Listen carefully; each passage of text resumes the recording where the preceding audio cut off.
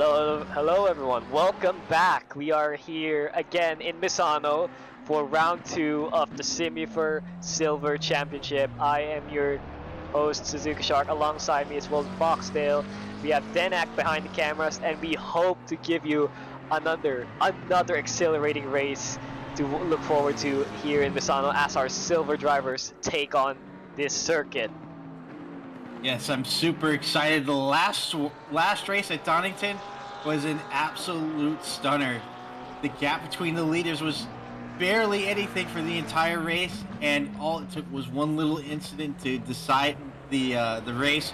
And let's hope that it's going to be the same tonight as we follow along with one of our newer drivers for this series, Guiando, in their McLaren 720 as they head down the backstretch toward the final corner. Nice and easy. So far, they are on the top of the charts, but this is practice, and we have 3 minutes left, so that very much could change. That is right. Just as the AM Championship results differed quite a lot from the qualifying results, we hope to see the same thing here in the Silver Championship.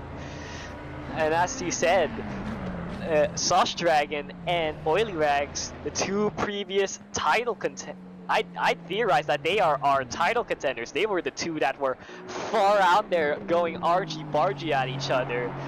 But hopefully some people will join in on the act and join in on the intense battle. Hopefully we'll have more people on the lead here as we see Timo in the S-Cargo Aston Martin. I don't think we've seen that car last round. But there it is, another Aston Martin, the Lycan Racing Aston Martin of Blade Wolf, coming around and setting a time of third place, just behind their fellow Aston Martin driver Timo, who has set a 135.4, so 5/10 off of each other. Yeah, not bad. Not a bad to start.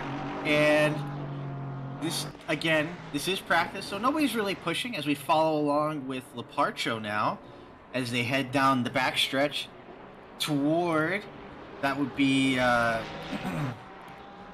toward Corvoni 2 in the Curva del Caro as we follow now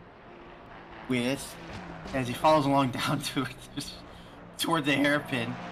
A little bit deep, get a little bit of a bump, but you know it is what it is.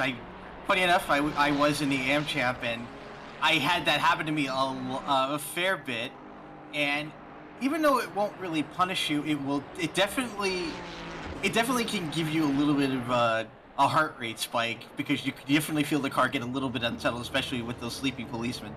As we follow along now with Sauce Dragon, who's now coming into the pits, as we have about a minute left, so I think this is their practice done. As we have, like exactly a minute now, as we follow along now back on the backstretch with, I believe that is Ven heading till Curva del Rio 2. No issues so far, and now it is just nice, smooth sailing. Nobody's really going to be setting any master times. It's just them getting acquainted to the car, making sure everything's all good, and making some last-minute changes before qualifying. That's what it looks like at this point, because those times, they're quite staggered at this point. You have people doing a very quick time, like Giando, 1 minute 34, and then you have some people taking it easy in having 2 minute lap times. There is our previous race winner, Oily Rags, in that it's lavender accented blue E Ferrari. Now, Yeah. Oily Rags are on the back stretch at the moment, is setting a lap. No, doesn't look like they're setting a lap time. Their lap time is invalid, so it's just stretching their joints, just stretching the limbs, stretching their axles, hoping the car's in tune for qualifying as they head over right now, as I say that. Yeah, we are now switching over to qualifying as this is gonna. I will say, and we didn't bring this up yet. This is definitely an interesting track. initially this track is actually not even really made for GT cars. It's actually made for MotoGP cars. Um, People like Valentino Rossi and many others have made their names at this track.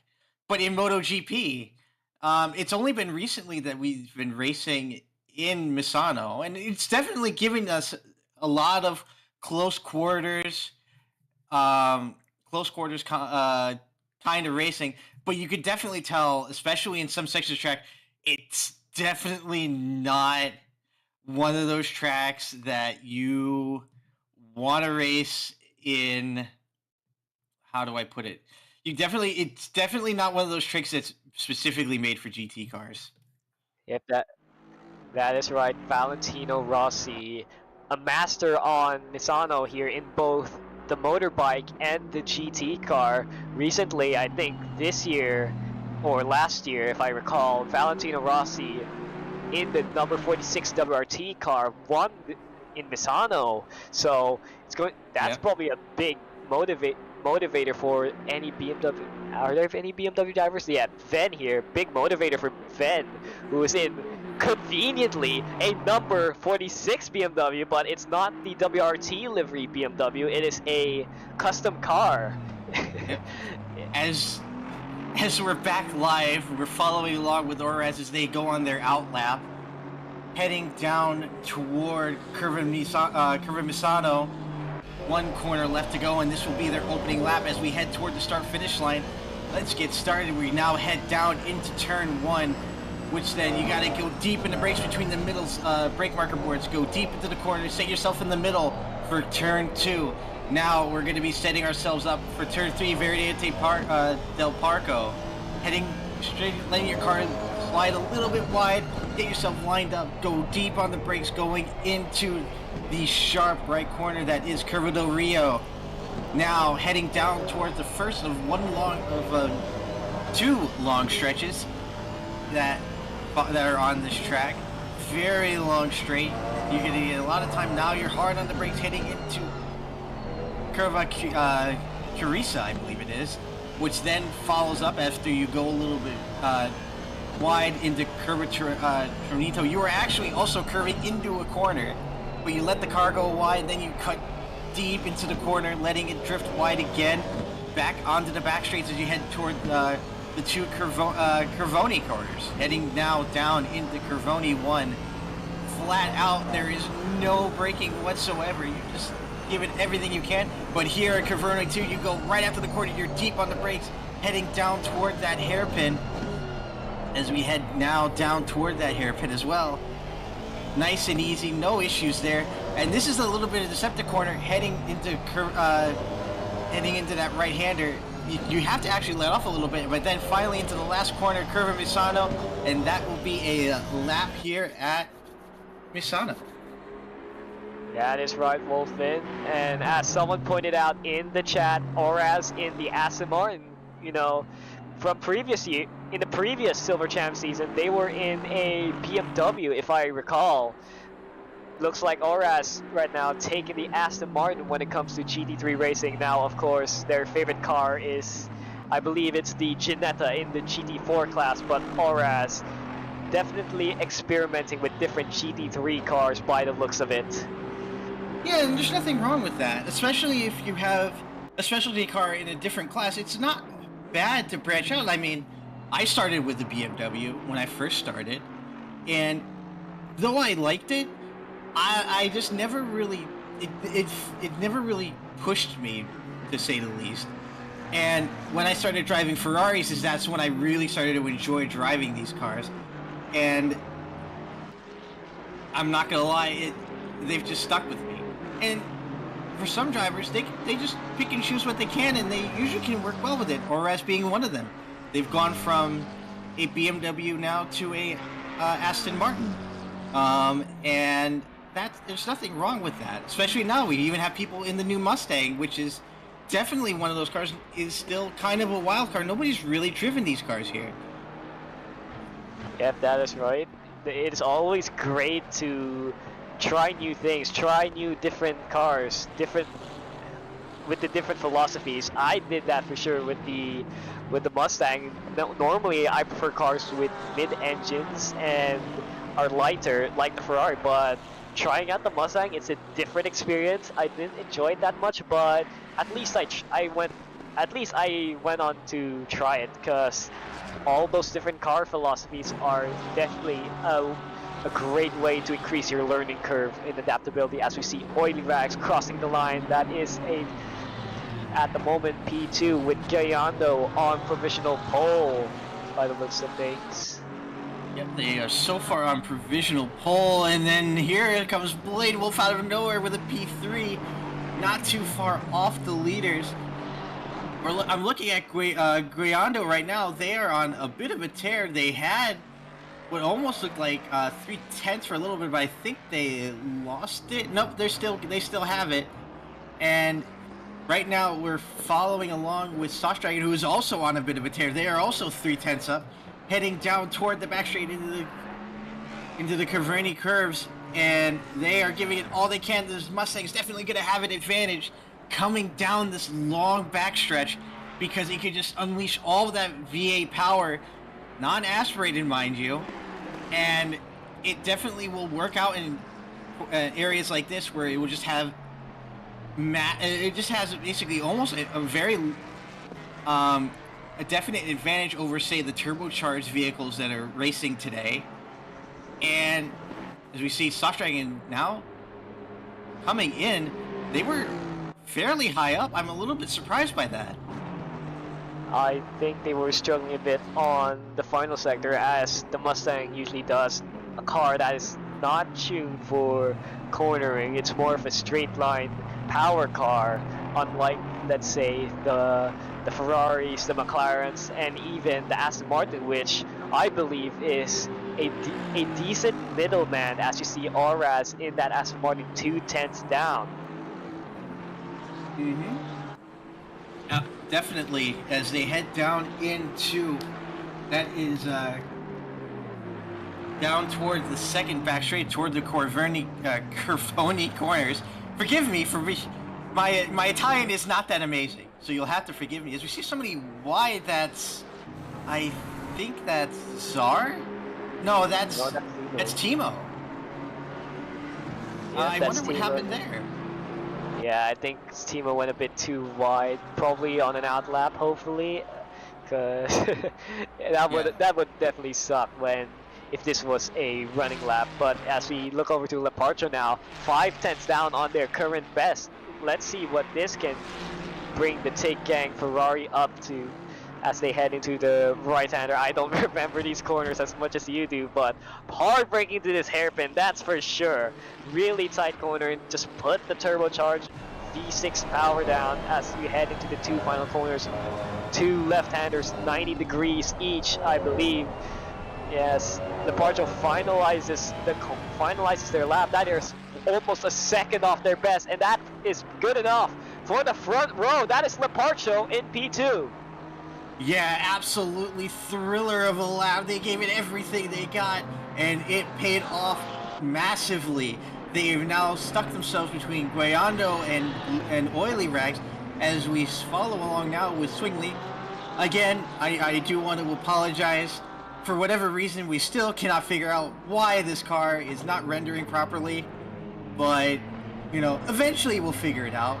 But for now, we're just going to have to live with the texture, the texture error, but it's fine. Texture errors are not bad. It actually doesn't look too bad, to be honest. And I think now it's yellow. I think it was a different color the last race.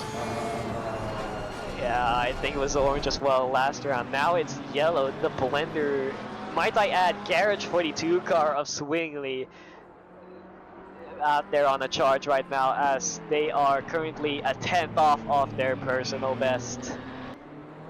Yeah, definitely improving their times as they head down toward the back straightaway, toward the Curvoni corners. But Swingley's got a little bit of a problem. He's got Ven up ahead. Now this could work out great for him, or it could not work out great for him, because he's now got the draft in one of the fastest sections of this track. And then he's now got to deal with dealing with him in the slower section, as we see Ven has now decided to bail and go wide and let Swingley by. as Guayando has once again improved their time. As I saw their new fastest time was, I think it was like a 1:30, almost a 1:34.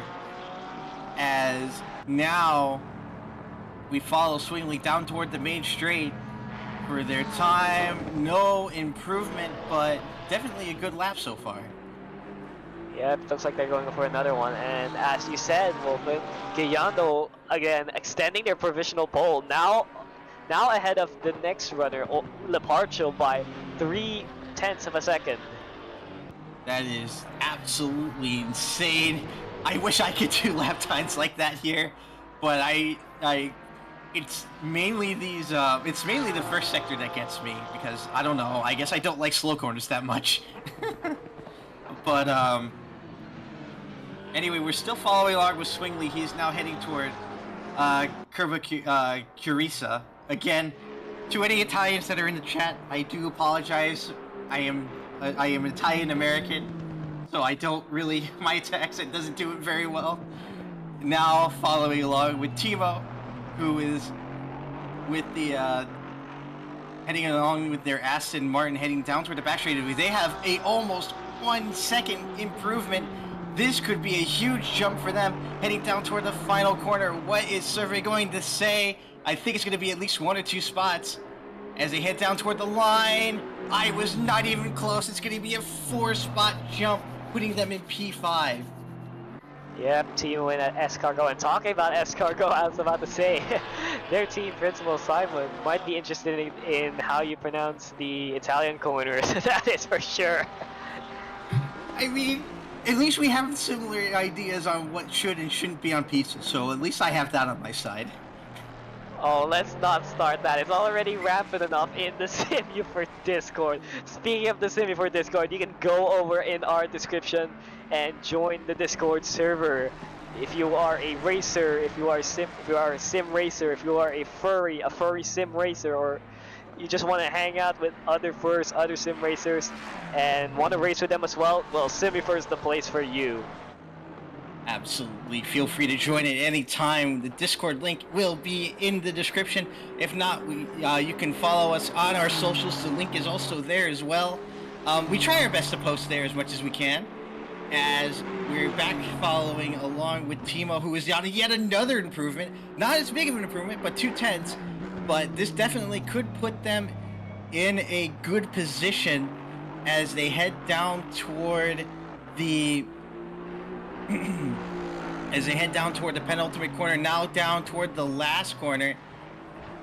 Any second now, this it'll definitely close the gap or not take the position. Let's see what the survey says. No, it'll definitely improve, but no position gained. No, I believe, yeah, Timo Timo has overtaken Blade Wolf in the qualifying order in that Escargot Aston Martin. Timo is on a charge right now, and it's only 1 minute 30 seconds to go. So these will be the last few laps that may make or break this qualifying session. Yep, and we're now back with the blue E-car of Oily Rags, heading down toward the Curvoni corners, heading down into Curvoni 1.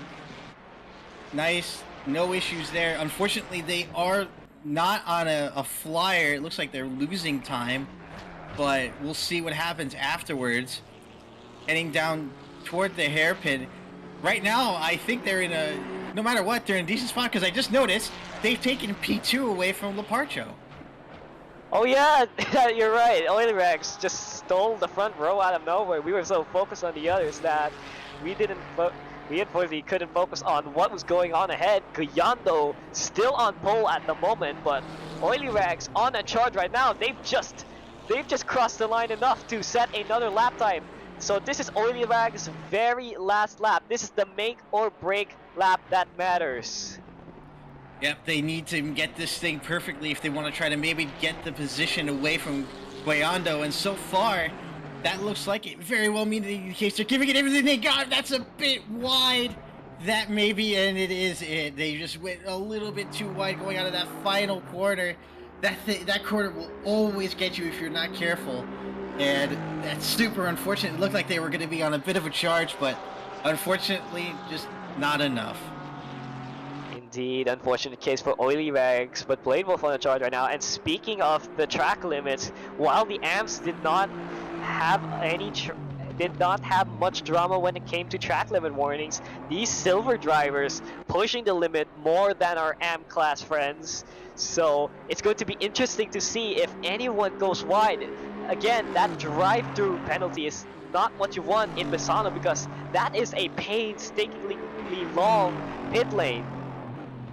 I believe it was calculated to be like a minute plus, if my memory serves correctly, for a pit lane here because of that long pit exit, and that it's super unfortunate. It looks like Blade though definitely on an improvement. This could be interesting. Let's see what it gives him. Will it be enough to take that P5 spot away from Teemo? Yes. No. Yes, it is. It's not only from Teemo but from Sauce Dragon as well. They are now in P4.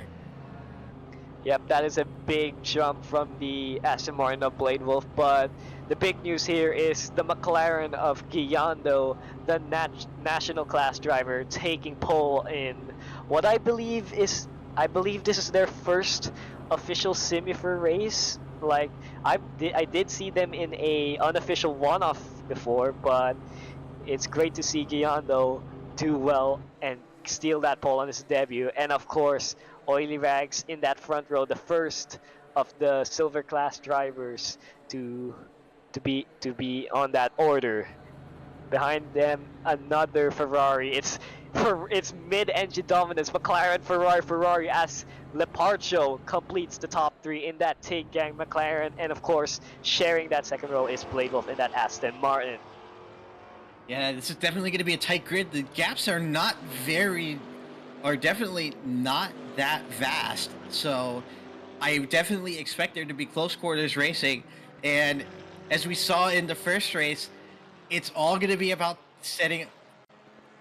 it's definitely going to be about setting up that first two corners. If you can get it right, you may be able to get the jump on your opponent. And I gotta say, I feel like we're going to be in for another very interesting, very close race.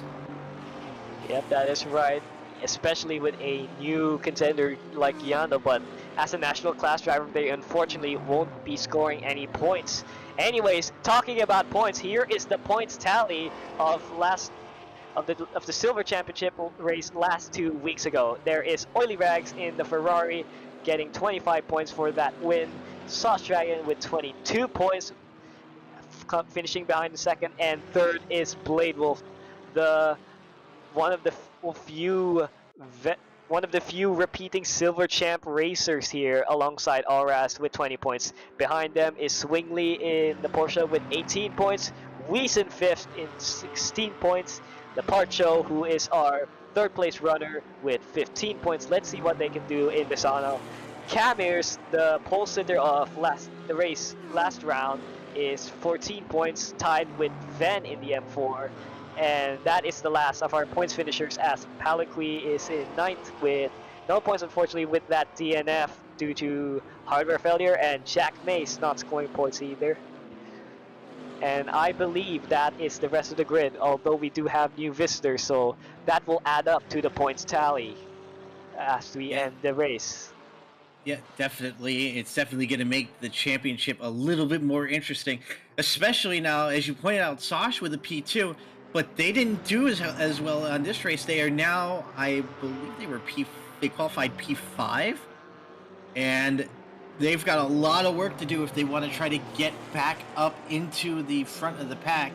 But we've seen it happen here before. The undercut is going to be absolutely crucial here. If you are able to get a perfect pit stop compared to your opponent, that is going to be massive. So we're just going to have to wait and see as we wait patiently for the drivers to grid up and get ready to go. Suzuka, who do you think is going? Oh, actually, before I ask, let's go over the standings. In first position, it's going to be Guayando in the 84 McLaren, followed by in P2, it's going to be Oily Rags in the Blue E Ferrari 296, followed by in P3, Leparcho in the number 47 Tig Gang Racing Ferrari. P4 is going to be Lycan Racing's Blade Wolf in the number 142. In P5, Sauce Dragon in the 73 Mustang. P6 is going to belong to the Aston Martin of Timo for Escargot Racing, followed by Oraz in the 406 Aston Martin.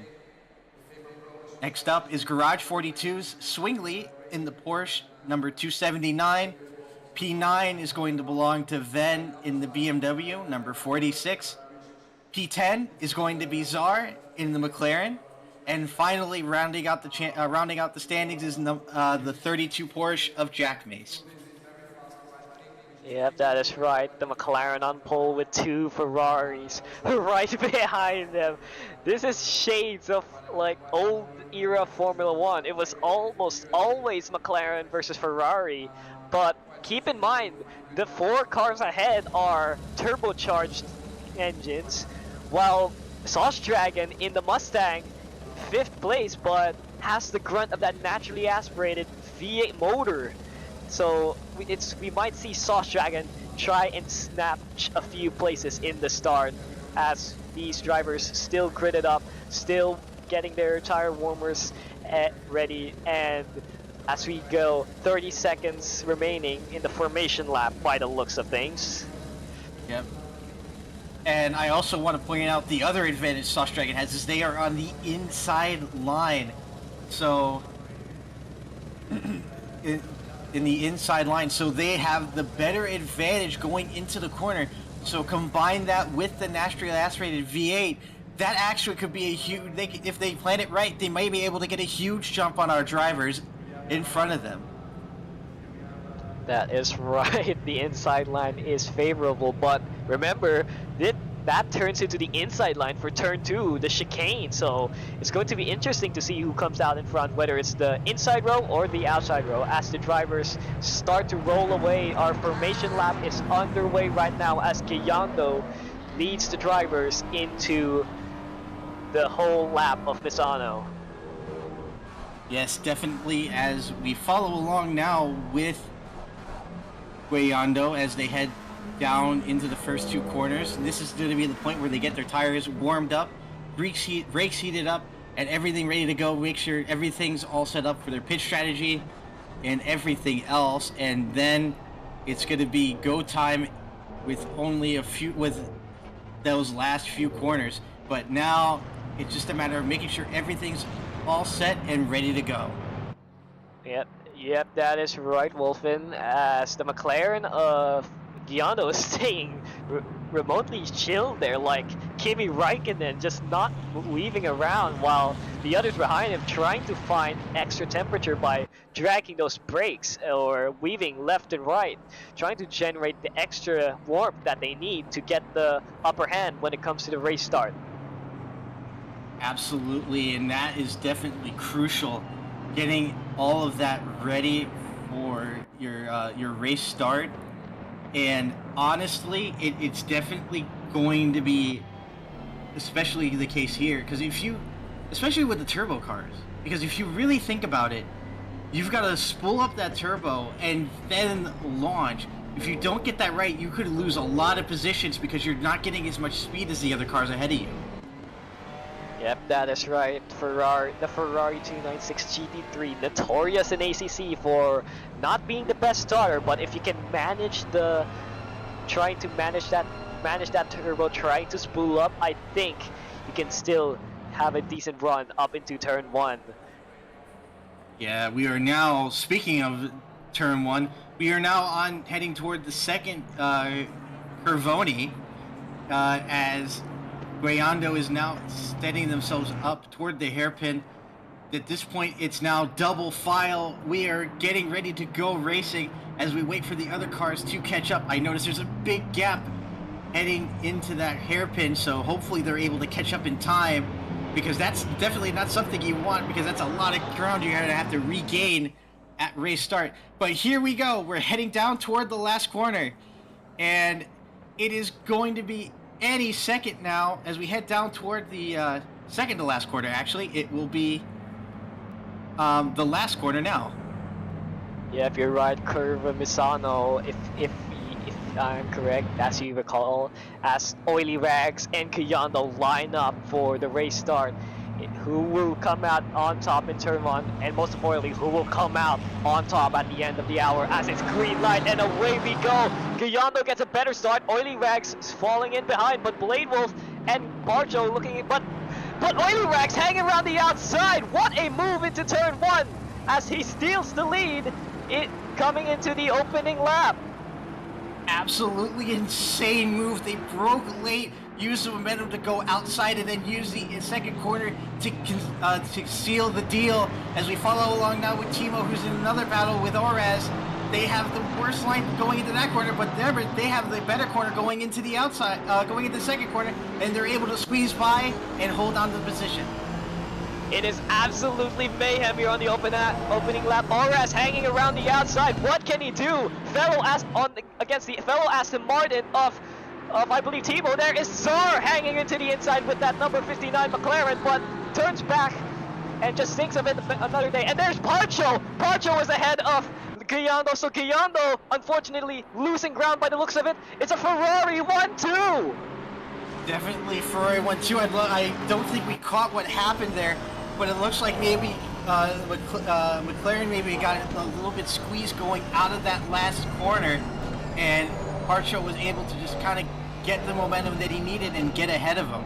As we follow now toward Curva De Caro, and now along with Blade Wolf, it's still lap 1, guys, and they are close can be. So this is where we're going to see a lot of the moves going out as we see Sauce Dragon going a little wide going out of the last corner. I don't think it'll be track limits, but that's definitely something you don't want. We're now back to Oraz versus Timo. Oraz trying to maybe break a little late, but Timo gets really deep going into the corner. That may upset them a little bit, but now as I say that, Czar also tried to make a move on Ven, almost worked, but Ven was able to fight them off. Absolutely intense battles. It is only lap 2 at the moment. There is Blade Wolf right behind the big Mustang. That Mustang punching a massive car-shaped hole here as Blade Wolf hangs around the outside. Can he make the move stick? Not quite. Can Blade Wolf do the over-under? I don't think so. Blade Wolf tucks back in and fights for another day. Yeah, they tried. They definitely did make a try, and I think that was maybe a little bit of a mind game to Sauce Dragon to let them know, hey, I'm still here and I can still get by you. Just, I don't make sure you worry about me and not the people ahead of you. Yep, that is right. As we look on board to Swingley Splitter, there he is. There is the Blender car chasing behind Blade Wolf and Sauce Dragon, as Swingley has front row seats to what might be one of the interesting battles of today. Sauce Dragon versus Blade Wolf. At the moment, it's looking quite spicy, but that Sauce Dragon looking a bit slow there, but at the moment, Blade Wolf still having trouble finding a way around that massive Mustang. Yeah, and I also want to point out, unlike a lot of these cars, the Mustang actually performs better without TC. So I'm beginning to wonder if that's the case, and as I say that, it probably is, because he's now set the fastest lap, and then Blade answers in kind with a 136.105, an absolutely thriller of a chase going on behind them. But speaking of, we have another chase to go for the lead. Parcho right on the back of Oily Rags as they head down toward the first of the long straights. We'll see what he does there, but he has the draft. I don't think they're going to be able to make a move here, but they're definitely going to try to close the gap as he maybe tries to go for a little bit of a dive going into the hairpin, but it did not work out as they head down toward the next set of corners. Parcho definitely trying to be a little bit aggressive, trying to get ahead of Oily Rags. Absolutely, it's Tay-Gang Ferrari versus Blue E Ferrari by the looks of today's race. The two Italian horses fighting it out on this Italian racetrack as Oily Rags with that short club sponsor on the rear wing, holding off the Tay-Gang Ferrari of Parcho. Can Parcho look into the inside? Not quite at the moment, as Parcho lives to fight another day, as Oily Rags still defending, making that Ferrari as wide as it can be. Definitely doing all they can to get everything going, but now back to the battle between Timo and Orez. We have a little bit of a replay here. It looks like Timo has gotten by, had a bit of a moment going into the hairpin, but it worked out. But so far, no issue. But we have another fastest lap. It's going to be Oily Rags with a 135.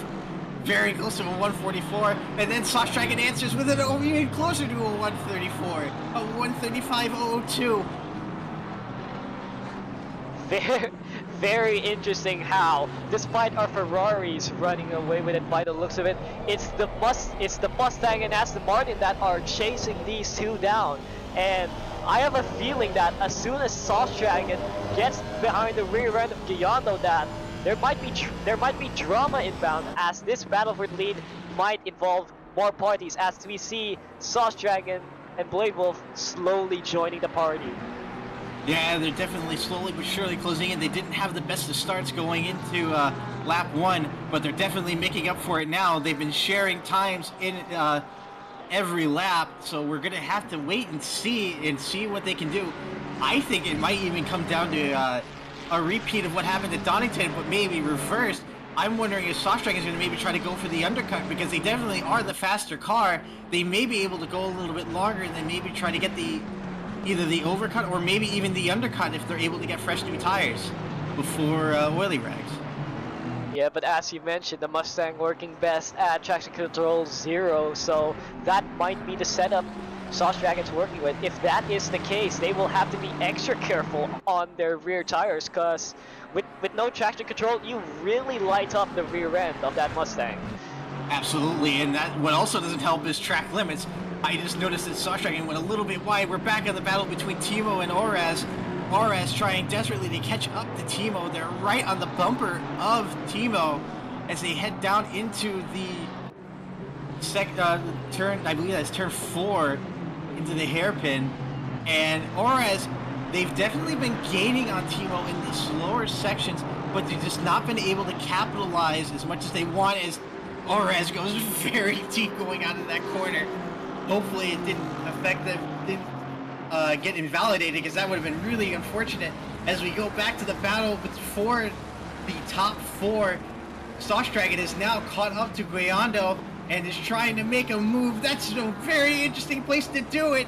They're deep on the corner. They might actually get it if they're able to keep it tight heading into Curvoni 1. They definitely have the run. It's going to be close. They have the inside line, so I think they're going to concede the position. That's very deep, but it worked out in the end. And now Sauce Dragon is now in P3. Absolutely, Sauce Dragon using the power of that Mustang to just grunt that car ahead of the McLaren of Giando. And now Sauce Dragon on the campaign right now.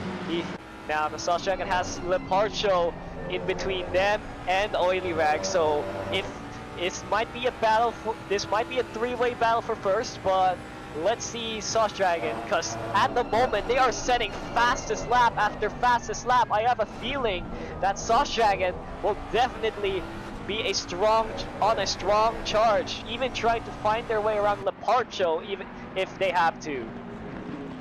Absolutely.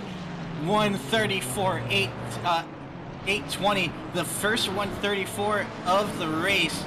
So they are definitely giving it all they can, and you can definitely tell they are really pushing this car. I've watched their car go super wide in certain spots, and they are definitely giving it everything they can, and it's working out.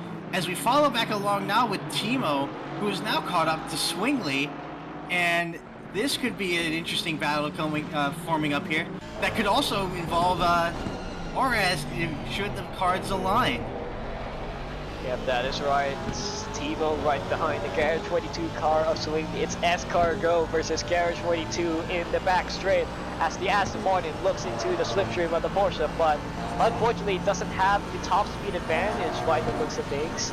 So Timo will have to look or fight another day, or maybe what if wait for Swingley to crack under pressure. But there's Orez deep into the brakes, almost running into Timo.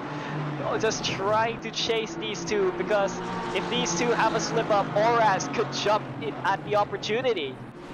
Yeah, I also want to point out that this is a definitely going to be an interesting battle because of Porsche. It is going to be better in the shorter section, the closer sections, but in the long straights, the Aston Martin is going to maybe have a little bit of an advantage going into the long straights, despite the turbo, because the Porsches, unfortunately, they don't really, the gear ratios are insanely short. So you're definitely going to be struggling on the long straights because you're at max gear and these guys are probably in like 5th gear. But it's definitely played in favor of Timo because they're right at the bumper of each other. And as we see Ores trying to make a move on the outside, is he going to break wide? Yes, he is, but I don't think it's going to be enough. They went, because of that move, they went a little bit wide and I think they weren't able to capitalize. Yep, as you saw on the rear end of that garageway to Porsche, dude, don't panic. But I'm surely panicking at this intense battle as Oras down the inside. Looks like they have a better exit compared to Timo, who went really wide. It's a drag race between the two Aston Martins as they head into the two high-speed right-hander corners. It looks like Oras on the inside. He'll get this move on, that's for sure. And it's going to be opportunistic, but Timo hanging around the outside, but it's not quite. Oras makes the move down this hairpin. Absolutely sent it going into Curisa, and it paid off massively. They were able to get the run going into the final corner and then seal the deal at the second hairpin, and it now Ores is on the chase to catch up with Swingley, because unfortunately that battle did cost them a little bit of time and allowed Swingley to get away a little bit, so I'm sure Swingley is now breathing a bit of a sigh of relief. Back on the battle for the top 4. Guayando definitely catching up towards Sauce Dragon. I want to point out that the purple lap has now been stolen back by Oily. It was a couple laps ago with another 134, I believe it was a 4. And now things are starting to heat up immensely, and unfortunately I'm noticing that Blade Wolf is kind of falling back a little bit, but that's not going to help. Sauce Dragon very wide going out of the hairpin, and unfortunately Guayando followed suit, so they weren't able to capitalize on it. Oh, but I sense an over-under, but Guayando doesn't make it quite stick, and as you said, Oily Rags really waking up and dialing into the Ferrari, running away from the rest of the pack as you say so. Oily Rags right, Leparcho behind Oily Rags by 1 second as we look over at Czar, who is chasing that BMW of Ven. What will happen here? But unfortunately I don't think that Czar is far close enough to warrant a move unless Ven does something. Touch wood, I hope I don't jinx it. I hope you don't jinx it either, but you might have. They definitely looked a little loose going out of the last corner, and Czar almost capitalized on it. They were right at the bumper going out of the hairpin. They both cut in deep, and that's Ven wide. That's Ven really wide. They almost took out the board, and Czar, unfortunately, because of that, also goes wide out of the last corner, but is able to seal the deal. That was intense. I think Ven clobbered the sausage curves. That's why they were forced off wide onto the grass, but luckily their car is pointing the right direction, and by the looks of things, they haven't lost much ground because Jack Mace still right behind, hopefully trying to make a position, but Ven is too wide. There is Jack Mace going up for a deep move. Can he make it stick? I don't think so, unfortunately, as they go side to side. They're still fighting it out, but unfortunately, it will be Ven who will capitalize on Jack Mace's opportunistic dive. That was an intense dive. I almost thought that Ven had maybe slowed down a little bit for some reason. Maybe they lost traction control or something. But no, that was not the case. As we see the battle now between Ores, Swingley, and Timo heat up. As we see Ores once again using that back straight to his advantage. It is getting ahead of Swingley, heading down into Curvoni 2. And now into third gear, into that sharp right-hander, as we see Timo slide very wide. Or not wide, but definitely slide a little bit wide going into the corner. And now Ores is now starting to pull away from Swingley and Timo. Yep, Oily definitely. Swingley might have lost position. Ores off screen. I wonder how that overtake went, but that shall remain a mystery until we all watch it in the post-race watch party in the Discord. Anyways, looking at Kyondo, who is on the tail of that Mustang, at least by the looks of it, in the technical sections where the McLaren has a clear advantage over that Mustang, but just the straight line speed of that Mustang just helping it throughout these various straights. That is a very interesting characteristic about Misano. As technical as it is, it does have its fair shares of long straight line corners for cars with more straight line speed to get advantage out of. Yeah, definitely. The Mustang definitely has the McLaren in the straights. Not by much, but enough. As we see now, Guayando in the draft of that Mustang is able to kind of keep themselves right in the fight as we follow along now on the rear of Leparcho, who is now getting slowly but surely reeled into this battle. You can see Sash going a little deep into the brakes to try to gain a little bit of ground, and it is working out to perfection for Sauce Dragon.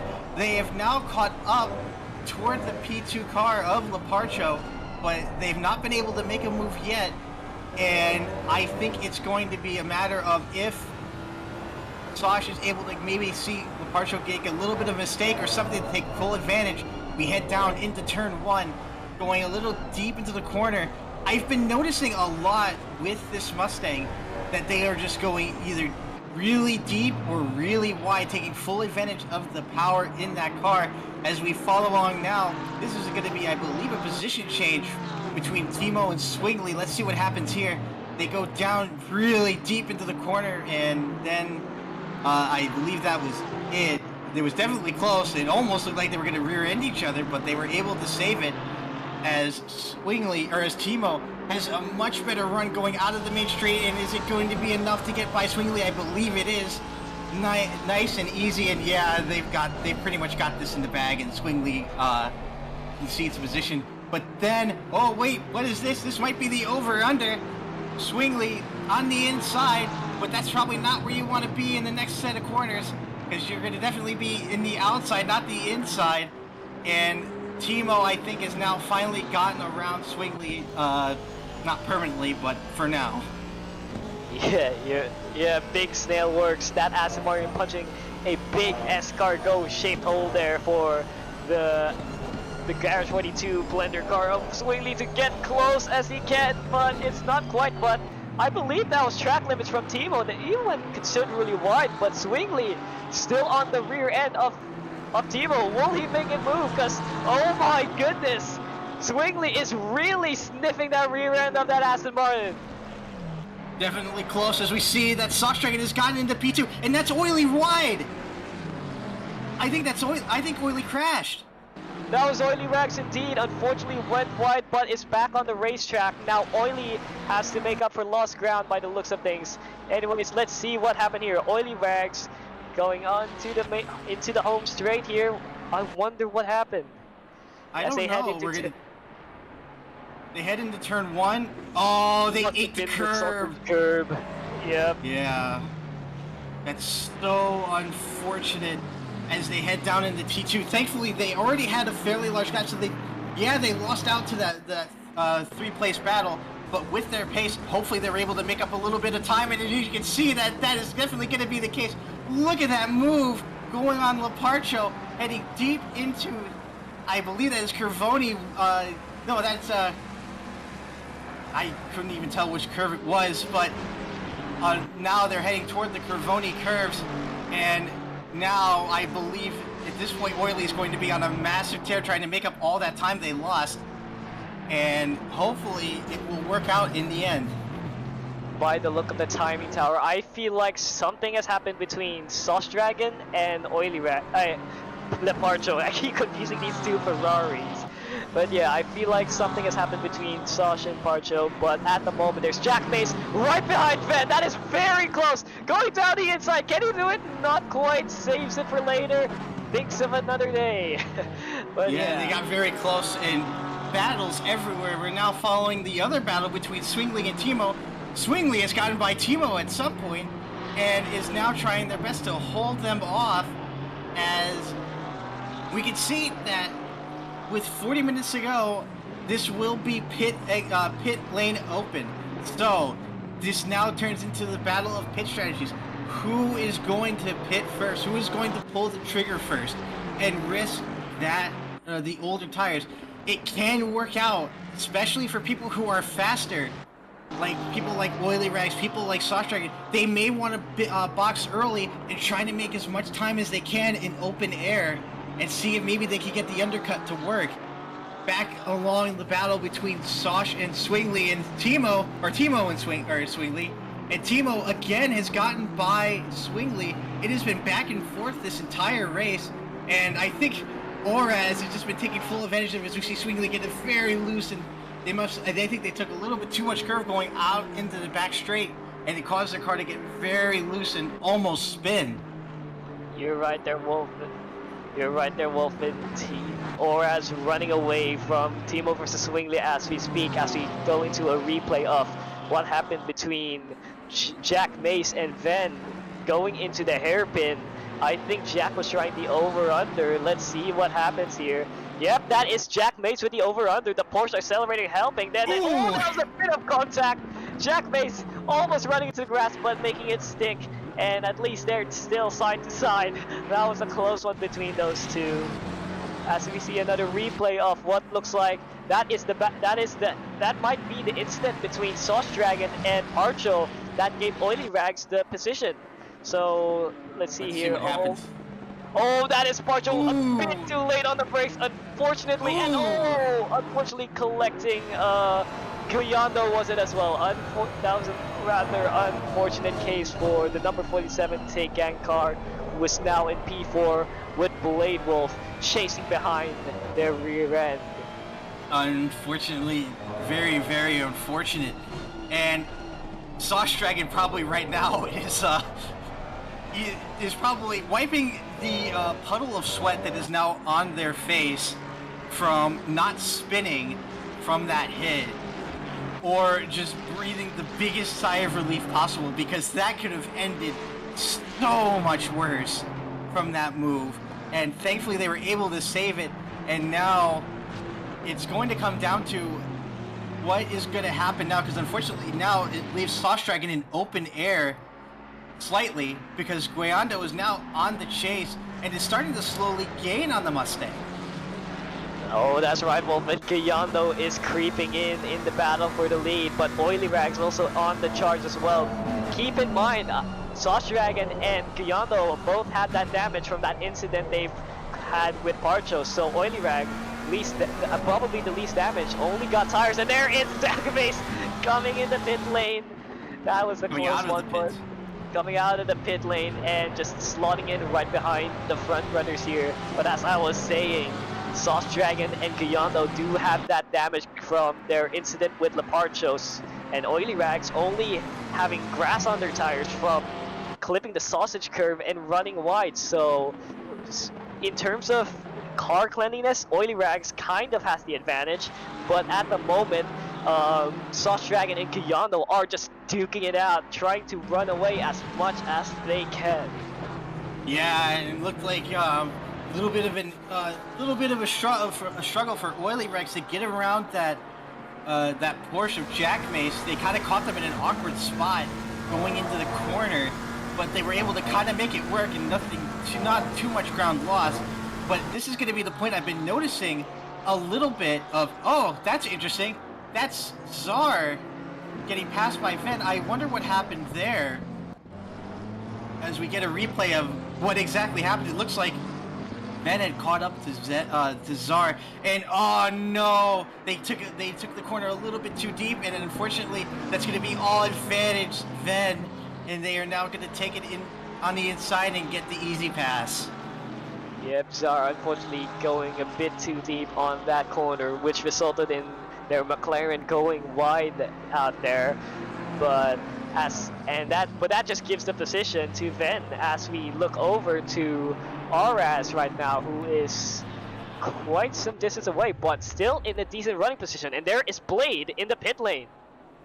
Yeah, 65 seconds is the pit stop here. I was not far off.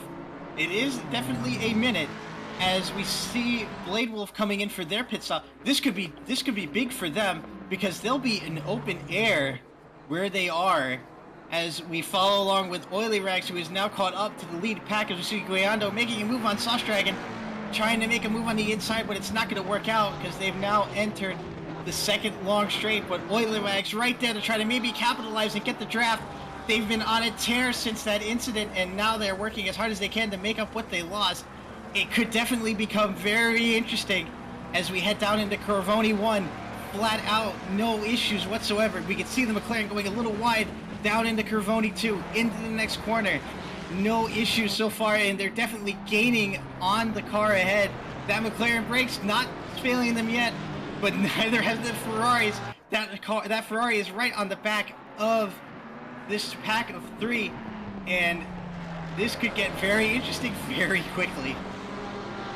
As similar to how Dirk and Electroshock's RG Bargy business brought Eggpool into the fight, I believe that Sauce Dragon and Guyando's RG Bargy business is bringing Oily back into the fight, as Oily is right behind that McLaren, that Ferrari, just closer to these two, and this could be a very interesting battle for the lead as they head into the hairpin here. Two apexes, just Oily Rags right behind the tail of Guyando. Guyando having trouble trying to gain on the massive Mustang despite the slipstream advantage. Yeah, the slipstream has not been helping them out just because of that raw power. As we see Oily Rags giving it everything they've got. They're trying to find a move, as we see Guayando doing the same thing.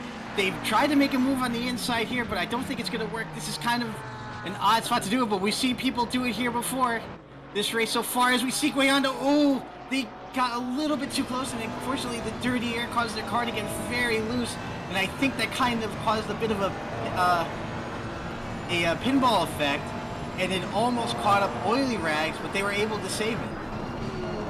Yep, that is right. Oily Rags continuing to sniff the rear end of that McLaren, trying as much lines as possible to try to get past these two.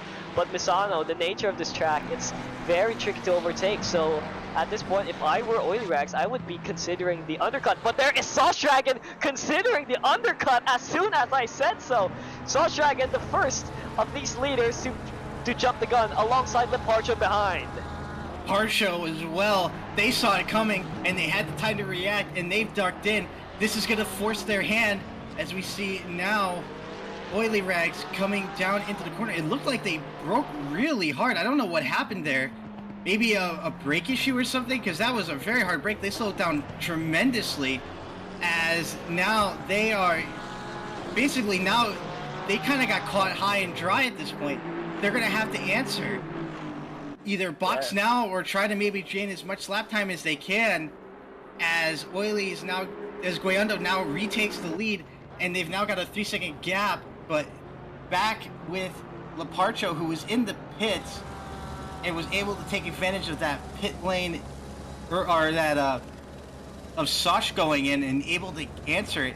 Now this becomes, now hopefully nobody has gotten a drive-through. I haven't seen any speeding penalties pop up. So I looks do like want to correct you there. There is Jack Mace who has a drive-through penalty. I believe that is due to track limits. But adding more details on Oily Rags, I have a feeling it's down to teething problems with their new hardware. As he showed us, he has received new Sim Magic hardware, so usually it might be teething problems with new equipment. But Oily Rags coming to pit right now as we look over at him coming into the pit lane just behind Guayando. Yeah, right behind Guayando. They both decided to answer. They decided to answer the Parcho and Sauce Dragon. Will it work out? It's definitely going to be close. Again, this is a 65-second pit stop, and Guayando was able to get in first, so they have the pit box all the way at the end. It's definitely an advantage, but at the same time, it could definitely be an issue. And I think, I almost want to say that, I don't know, it's definitely going to be close. There's 4 cars right now in pit lane. Guayando, Timo, Oily, and Ven. So it's not crowded, but it definitely could make things interesting as we see Sosh heading out into the last corner. This could definitely be interesting as Oily Rags jumps the gun and is able to get ahead of Guayando in the pit lane, just barely. So it's definitely going to make things very interesting. I have not seen Sosh Dragon hop in the straight. Here they come. They're heading down toward the main street. It's going to be absolutely close. It's going to be I think this is going to be yet another repeat of Donington, but I think Oily Rags is able to take full advantage of it, and they are able to get ahead. Oh, it's no! Sosh Dragon, no! Sosh Dragon takes the lead by an overcut. I mean an undercut, but Sosh Dragon going a bit too wide there. Oily Rags is back in the fight still by the looks of it. It is going to be an interesting squabble we have here for P1 with our usual guests, Sosh Dragon versus Oily Rags. But we have a new member in this party. It's Kiryando, who is trying to chase for P1 as well.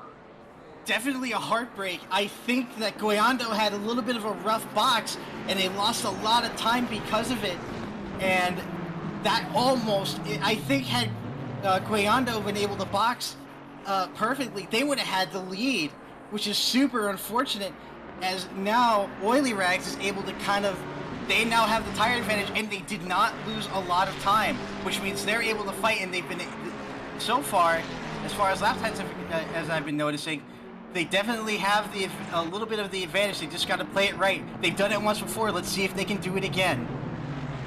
Unfortunately, by the looks of what chatter's saying, 2 people have got stop-go 30 penalties for speeding in the pit lane, those being Czar and, unfortunately, the Escargot Aston Martin of Timo. As we look back at this 3-way battle for the lead right here, Kiryando looking closer to Oily Rags than Oily Rags is to Sosh Dragon. So at the moment, Sosh Dragon, with those already warmed up tires, taking advantage. But as soon as those tires warm up, I feel like these 2 will bring up an interesting fight. Yeah, as we see Oraz now catching up to Blade Wolf, slowly but surely, as we see Blade go very wide, going into that corner and almost ended in catastrophe, but Oraz able to save it. But now they've got a massive gain going out into the first long straight, and Oraz maybe going to try to make a move here. That's very close, but now they're right on the bumper of Blade Wolf.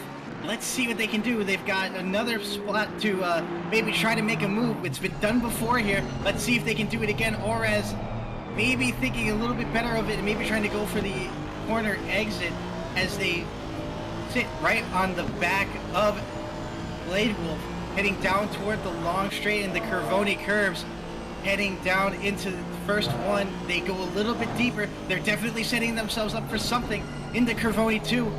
Let's see what happens. And no, they back out of it, but are able to keep the gap nice and tight. Yep, Oraz is not giving up on trying to get around Blade Wolf, but Blade Wolf, the maestro of defending out here, he's from personal experience as well, he's quite a tricky car to get past. So Oraz has a huge task on his hands, or paws, should I say. Absolutely, and unfortunately, I'm noticing this 3-way battle is getting even closer. That McLaren is starting to gain up on Oily Rags as they head down into the end of the first sector. And right now, Sosh Dragon is kind of sitting pretty. They've got about, I want to say, like a second of gap between them and Guayando. And unfortunately, Oily is now going to contend with Guayando, so they aren't able to push as hard as they would like. I did want to point out that out as well. That is Sosh Dragon slowly peeling away from the pack by the seams of things. Oily Rags and Guayando unfortunately not having the pace as of the moment to catch up to the Mustang's power. It doesn't help, especially because that Mustang is generating dirty air, which is not good for both the aerodynamics of the McLaren and the Ferrari. Yeah, absolutely. And let's not forget the McLaren's brakes aren't as good as the Ferraris, so Oily is now kind of got to worry about if Guayando tries to make an ascend. Is it going to be too deep of a send. And I just noticed that despite all of this, this is technically a battle for P2. Swingley, I don't think, has yet to pit. Yep, it looks like Swingley going for the long run here, but at the moment it doesn't look like it's going his way because Swingley's gap to Sauce Dragon is only 47 seconds. That is well below the 65-second time, so he's going to lose a lot more ground by the looks of things. But if he can make the strategy work in the long run, I think there might be a chance that Swingley can take advantage with the fresher tires. But with the nature of Misano, that is an interesting strategy. That's a brave call for Swingley to depend on overtaking and having that very strong tire advantage. It's going to be interesting to see if Swingley's gamble will pay off. Definitely. And the other thing I want to point out is because of that, they will be probably in, I almost want to say they're going to be pretty close to open air. So they are definitely going to have not only a tire advantage, but they're also going to have a bit of a track advantage in the fact that they're going to be basically alone, nobody to push them, and they're able to get those times and maybe be able to gain a little bit from it. And as I say that, Swingley has come into the pits. So let's see where Swingley slots in in relation to this grid. I don't think Swingley is going to be in this top battle, but can Swingley chase the partial? It's going to be an interesting question. Yeah, definitely. They're definitely going to be probably midfield. They have not left pit lane yet, so yeah, the partial's going to get by them. So it's going to be between him and Vin and Jack Mace. I think they're going to get out between those two at the moment, which is a little bit unfortunate as we follow along now with Ven, who is now entering the first curve. So unfortunately, I think Swingley now is just basically going to be in open air. So we'll see what happens now because they basically got a whole track to themselves. Yep, and speaking of, Sauce Dragon and Oily Rags are close to one another again.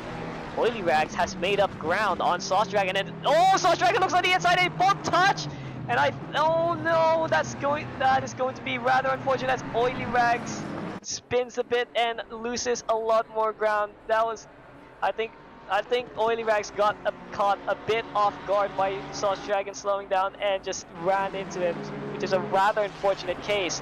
But that gives Kayando the lead of the race. Yeah, they had an unfortunate pit stop, but it didn't matter. They were able to take full advantage of the fight between Oily and Sauce Dragon. And unfortunately, Oily is now he almost spun, but I believe now he burnt out his tires a little bit because he definitely slid a fair bit trying to get himself back straight. And super unfortunate. And that almost was the move, but it just did not pan out. And now Oily's got a lot more ground to gain.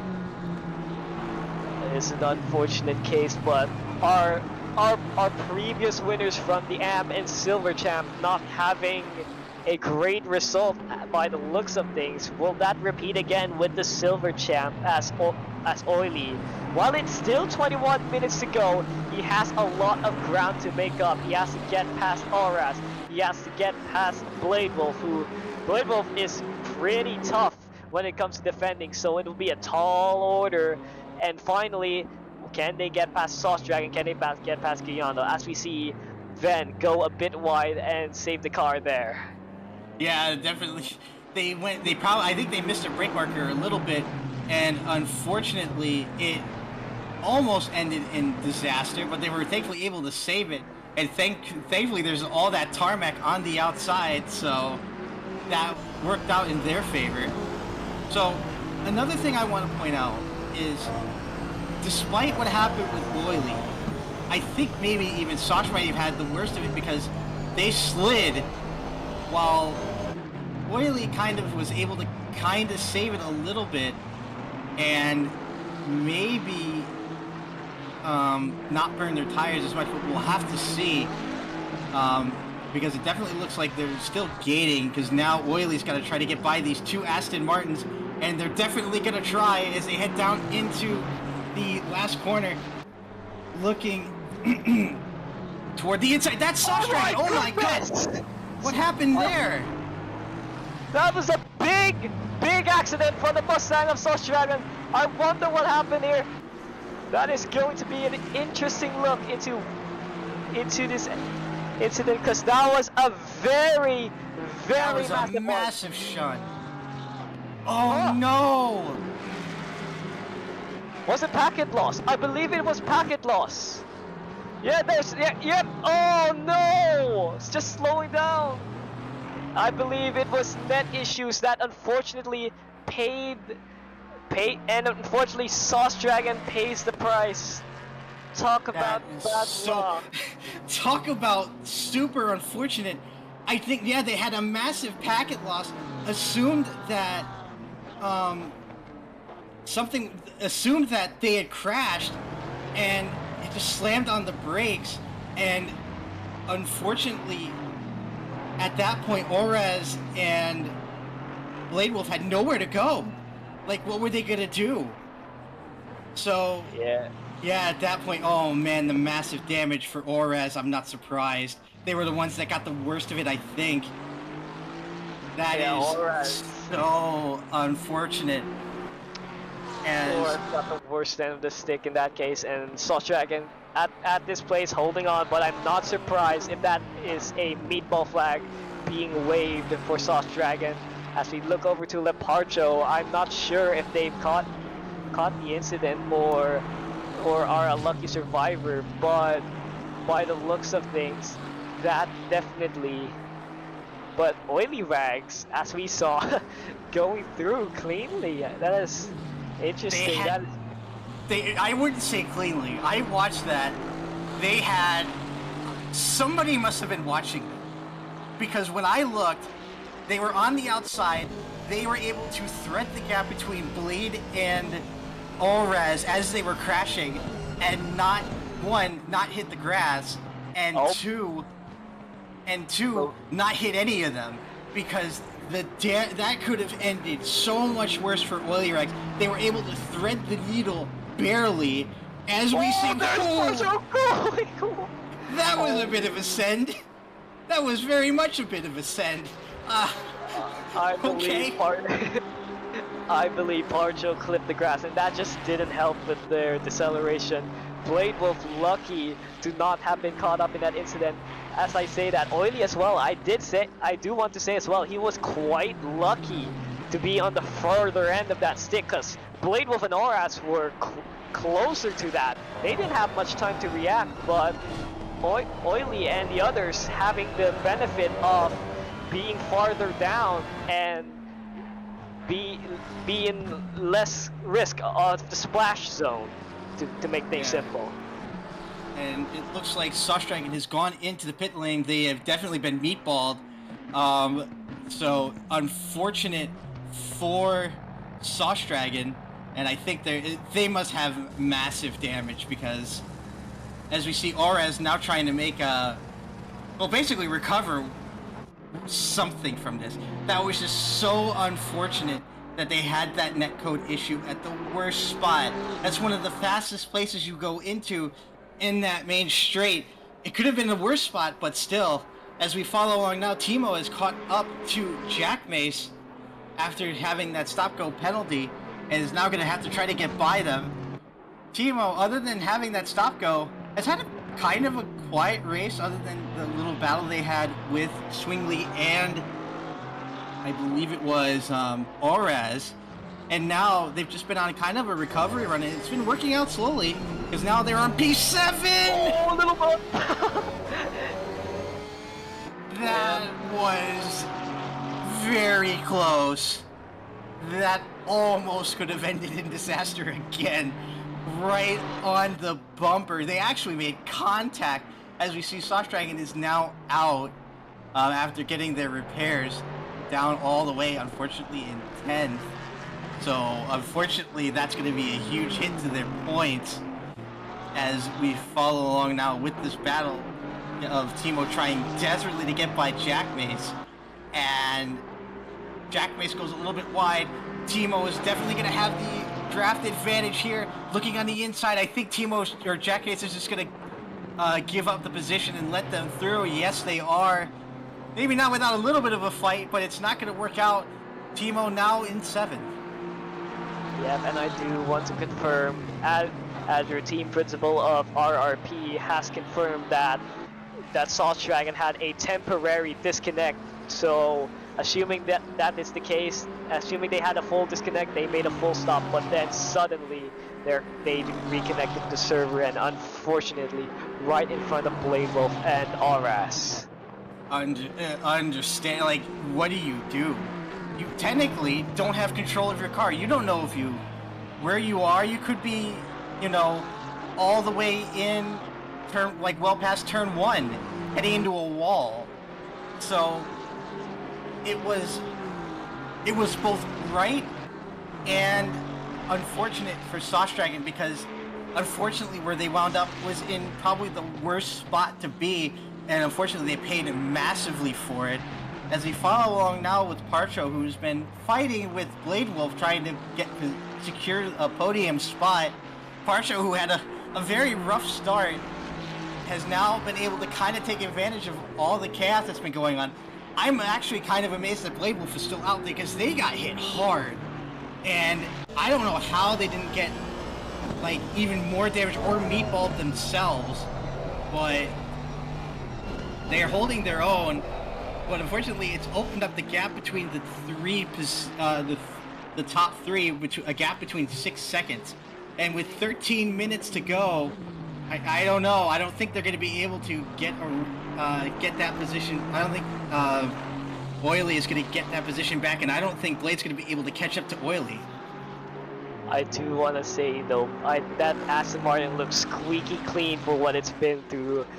It might have been a light grace, it might have been a little tap, but that Aston looking at more squeaky clean than even the Ferrari of Parcho, so must be a graphics error, but hey. I don't know.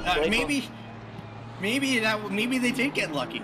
I honestly don't know, but either way, they're still out there and still doing what they can. It would be interesting to see how much damage they have, if any, from that incident. As now this is kind of Leparcha was slowly but surely trying reeling Blade Wolf in, but not enough to really make a move. They've been getting them mainly in like the sharp corners, like Curva del Caro and Curva de Crisa, but they aren't able to get enough of a gap to try to make a move. Yep, at the moment, Guiando is quite a distance away, but at the moment this is our closest battle by the looks of things. Leparcho versus Blade Wolf for that final podium spot. Can the Taegang Ferrari find a way around the Lycan Racing Aston Martin of Blade Wolf, or can Blade Wolf do another one of his defensive driving tricks? He is, I'm gonna repeat this all the time, he is a maestro at defending. He's one of the few underrated drivers here in the silver class. I say he's one of the drivers that deserves to be in the pro category with his great racecraft, great defending skills. Definitely, but you also need to point in the fact pace versus defending skills. You still need to be fast. They're definitely there, but I guess not there yet. But they're definitely getting there, because they are now in P3 and doing everything they can to hold off Leparcho. And Leparcho, again, for everything that's happened to him, I honestly feel, I guarantee you Leparcho's kind of having a little bit of a smile on his face, because this could have, he was, I believe, in P6 before the incident with Sauce Dragon happened. And by some miracle, they were able to crawl out of it, even with the damage, and are now fighting for a podium. So I think if Leparcho's able to get this podium, I honestly would call it a win for everything that they've been through. Yep, that is right, and that's what I keep saying about racing. It's not about making laps and trying to set the fastest time. It's about staying as clean and consistent as you can possibly be, and picking up the scraps once those opportunities arise. And Leparcho definitely picking up the scraps of the chaos that has just happened earlier. But right now, Leparcho, P4, I don't think he's satisfied with that. He wants P3, as can he make a charge on Blade Wolf, but Blade Wolf's defending will definitely be a big, tall wall to climb for the number 47 Take Gang Ferrari. Yeah, he's definitely trying. You can't fault him for that. Each lap they've been getting closer and closer. They're within a second, so they do have a draft, not a lot, but they have a little bit of a draft, which I think is definitely helping them in the long straights, and you can see where they've been really gaining, and it has been out of this section here. They've been really consistent and slowly but surely have been chipping away at that gap, and they've got less than 10 minutes to make one move to get that podium spot. Blade doing everything they can to keep that position, as we see Parcho getting a little loose going out of the last corner, but they were able to save it, but unfortunately it cost them a lot of time. The Take Gang members, RK, Vossi, in the chat right now, rooting for their teammate to try and steal the podium from Blade Wolf, as we look into Gayando, who has ran away with an absolutely unexpected win. It didn't, unfortunately, they won't be getting points for this as they are part of the national class, but this will speak a lot about Gayando's place in the Simufur grid as a silver class driver. Now, Gayando, while not having the best start, he did get advantage from all the mishaps, all the mayhem that ensued between Oily, Blade Wolf, Sosh, Auras, and some few others. Definitely, as we see the gap between Oily and Blade Wolf there. Oily, who after that incident with Sosh Dragon initially thought they were going to have to settle for like a top 5. With that one incident, it has thrusted them into a P2 spot, and basically given it unfortunately, just due to these incidents, it's given them a massive, not only a massive point advantage, but it's given them a podium. Despite everything that happened, this could have, again, we've pointed it out, it could have been a lot worse, but for Oily, it's definitely been a massive benefit. Following now with the battle between Blade Wolf and Leparcho, it's definitely got a lot closer. Parcho is on an absolute charge, giving it everything in the car. You can see this car sliding around everywhere as he tries desperately to try to get around Blade Wolf. The gap is now less than a second as they head into the first set of hairpins toward the first long straight, as we see them just really eating the curves, trying to get the best line out. And unfortunately, again, Leparcho struggling to get corner exit just perfect because the car just gets very loose. And I had this happen to me today, where you just try to push the car and the car just says no, and there's nothing really you could do about it. And unfortunately, it costs you a lot of time, and you just got to make it up in other spots, just like what Leparcho was doing. They're now heading toward the back straightaway with a large decrease in their gap. They've now got the draft. They're going to have to try to make a move here as we follow along now on board with Blade. That Ferrari not too far behind as they head toward the last hairpin, going deep into the corner. Parcho right on the bumper of Blade. They're definitely getting close, but they've just not been able to capitalize yet.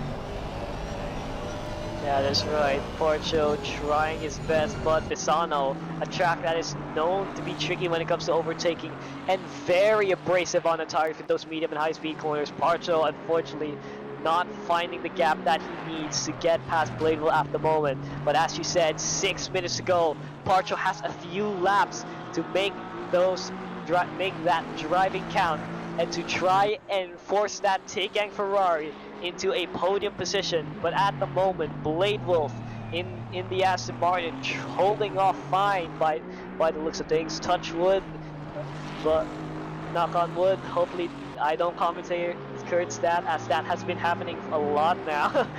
But Blade Wolf, hopefully, on a defensive charge against Parcho. Absolutely, as we still following this battle, it is at the moment, I believe the closest battle we have at the moment. But that's not going to make it closer. That was very wide. They actually hit a little bit of grass, but thankfully they weren't, they didn't slide like they did the last time. And now they've got a massive run heading down toward the back straightaway. It's now 0.8 seconds heading into the curves.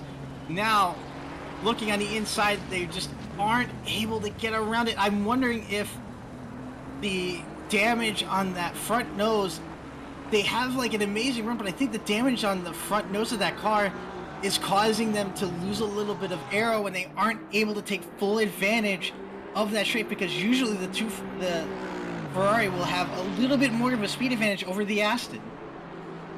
That might be the case as Parcho with the front end damage, but Blade Wolf with, I've just noticed it a few laps earlier on, but side damage. But Parcho closing in once again. Could this be the move for that'll settle P3 for the Take Gang car? It is not quite. Parcho getting a bit deep and getting close. They touch, they nudge. How did they not spin? I don't know, but Parcho trying to find as much of a gap as possible, but Blade Wolf not giving up, not letting go as he usually does with his defensive masterclass. But Parcho looking on the outside, trying to make use of the Ferrari's corner ability, but unfortunately Blade Wolf just pulls away from Parcho on the exits. Yeah, the acceleration advantage between these two cars is just insane. Parcho is able to get Blade going into the corner, but unfortunately going out, unfortunately for Parcho, they just aren't able to capitalize. They have to get it done going into the corner. If they're able to do that, they might be able to seal it. They've got 3 minutes to do it, so about 2 or 3 laps to go. As we follow along with this battle, it's definitely going to be close. All it's going to take is for one car to go just a little bit too wide, and this thing's may get very interesting.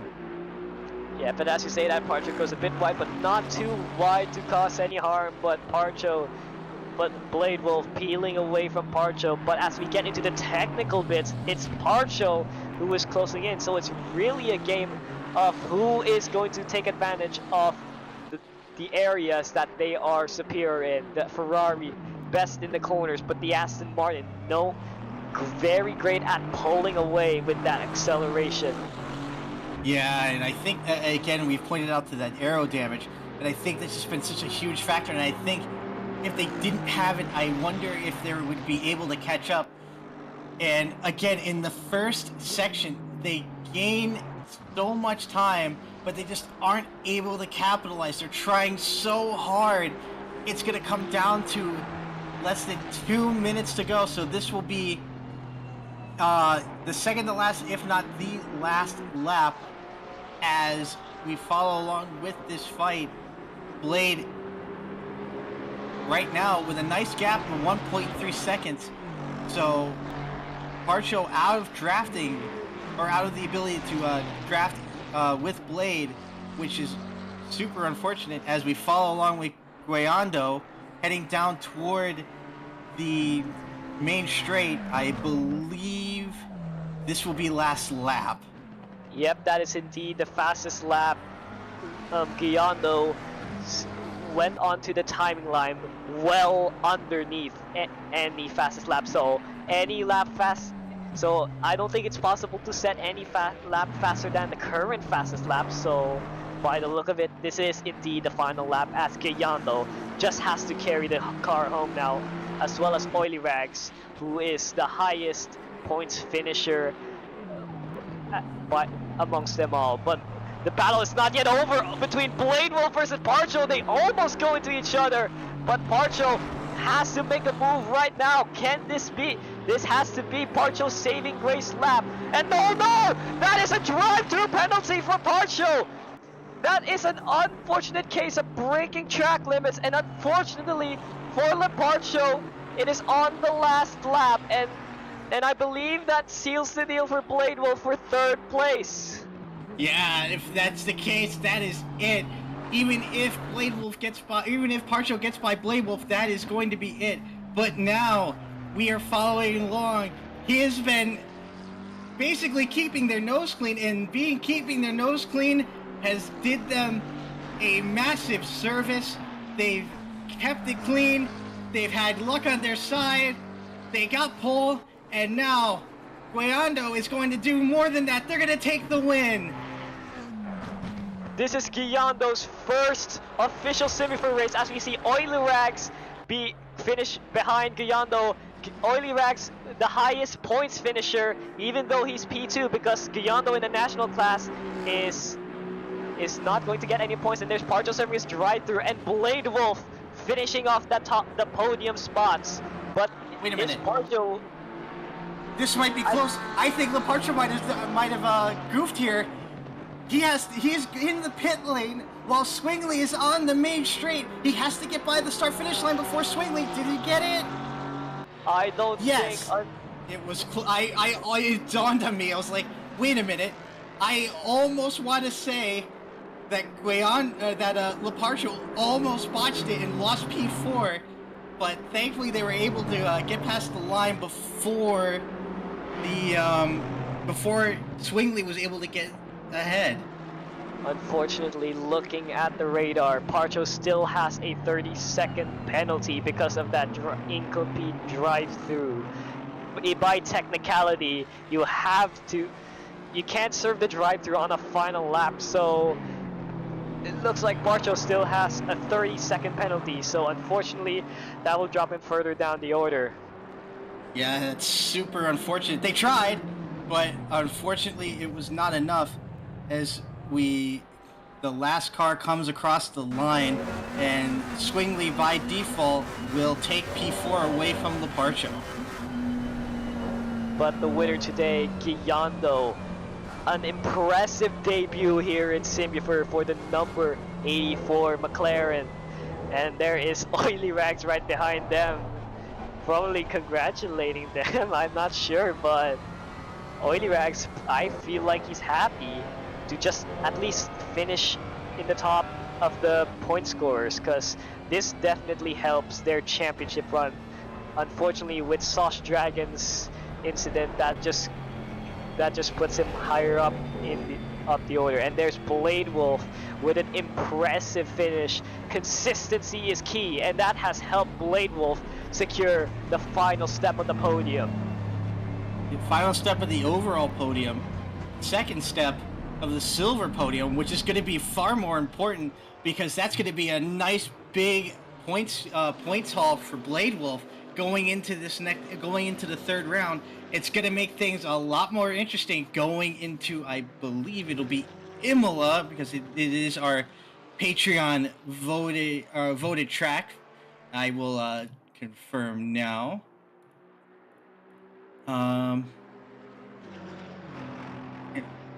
So our next round will be what is a Patreon vote, which, if you don't know, we do have a Patreon. If you have any interest, the link, I believe, will be in the description. And if you do that, you get a whole bunch of perks, including being able to vote on certain racetracks for the championships, as well as a VIP tag, which is pretty nice in the Discord. So if you want, donate a little bit of money, help us out. It helps keep the servers going. It helps keeps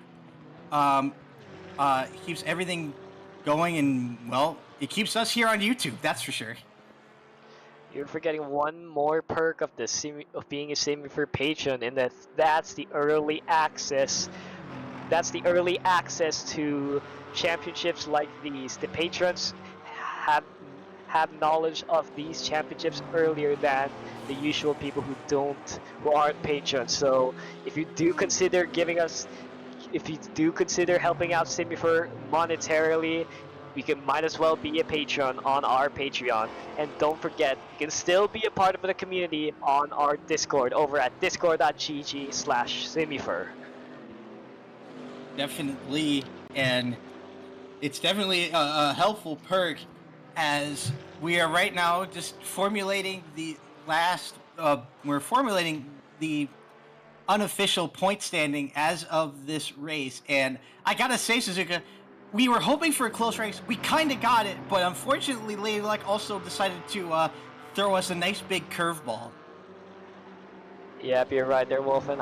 Admittedly, I would have loved to see Sauce Dragon continue to be in the fight, but unfortunately, the worst has happened. The worst circumstances that any sim racer could dream of happened to him, and it's just sad to see our fellow championship adversary not make the cut. And but at least they finished in P9, scoring some decent points for their haul. Yeah, definitely. They didn't. They finished the race, and that's all that matters because a DNF gives you less points than actually finishing. So, despite this, they still maybe be able to climb back from this. All they have to do is really, I think, if they win the next race and win Suzuka, not you, the track, um, they they very well might have a chance. It's definitely going to be close, though. It might be indeed. And speaking of, here is the championship points right after this race. Pending penalties, there might be some words from the stewards regarding some of the mayhem we have. There is Oily Rags extending their lead, but with 47 points with Blade Wolf. The consistency paying off as they are 40 points, only 7 points behind Oily Rags. And Swingley completing out the top 3 with 36 points. There's Sauce Dragon, who unfortunately drops to 4th because of that massive incident with 34 points. Behind Leparcho, who unfortunately had that drive-through penalty. I feel like unfortunately Parcho's kicking themselves over it right now because that is a very painful way to lose a battle for the podium. In 6th, we have Ven in the number 46 BMW with 29 points, and Weiss still holding on to 7th with 16 points despite not participating into the tonight's race. In 8th position is Timo in the Escargo Aston Martin with 14 points, and behind is Jack Mace with the Firebrand Spitzer Motorsport Porsche with 13 points, and concluding our top 10 is Oraz with 11 points. Heading into our last 3 drivers, Paliqui with unfortunately 0 points, and Raf, while he has signed up for the championship, unfortunately doesn't make it this round. Hopefully we see them in next 2 weeks at the Patreon vote track. I'm not sure, I forgot if it's Imola or something else. And completing our standings is Czar, who had an unfortunate race in the McLaren. Yeah, it's super unfortunate for Auras. They were definitely in a top 5 contention, but had that incident with Sauce Dragon, and now they've got to climb back up. But I think really this race definitely had a lot of ups and downs, and despite all of it, it was still good. I just feel so bad for Sauce having that random disconnect. They had it in the bag, and they probably would have been able to catch up to Guayando had everything worked out. But unfortunately for them, then they had that massive disconnect, and it cost them everything. And now they're on the back foot. So hopefully, with the next 2 races, they're able to make up all the points they lost, and maybe even get themselves in contention at Suzuka. Hopefully so. That was quite a race with high atrocity. There's a lot of incidents around these corners and lots of drama, like the AM Championship. Misano, by the looks of it, a pretty notorious track. It doesn't help that it's hard to overtake and it's easy to get track limits penalties here. But overall, that was a pretty interesting race with lots of high and lows. And unfortunately, for the case of our victims of our incidents, that's just racing. it could be nice to you, but a lot of the time it could be even be cruel to you. And we hope to see these guys bounce back for next 2 weeks on our Patreon vote track. Concluding the stream, I am Suzuka alongside Wolfin with Denak behind the scenes at cameras, and we would like to thank you for a wonderful broadcast. We would like to thank you for your viewership of this broadcast, and we hope to see you in the next 2 weeks on our Patreon vote track. So, see ya.